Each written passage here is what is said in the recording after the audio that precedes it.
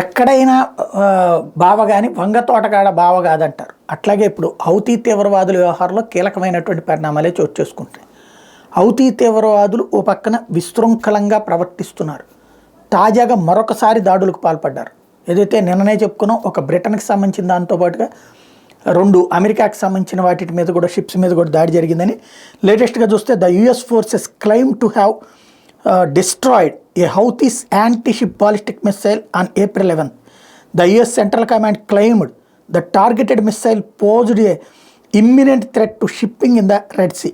The US military further stated the action was in self-defense to make the Red Sea safer. A day earlier, the Houthi rebels successfully targeted 4 ships in the Gulf of Aden. ఇది అంతకు ముందు రోజునే 4 నౌకల మీద దాడి చేశారు.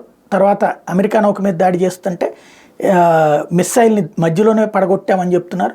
ఓవరాల్గా అమెరికాకైతే మింగుడు పడని పరిస్థితుల్లో హౌతీ తీవ్రవాదులు ఉన్నారు.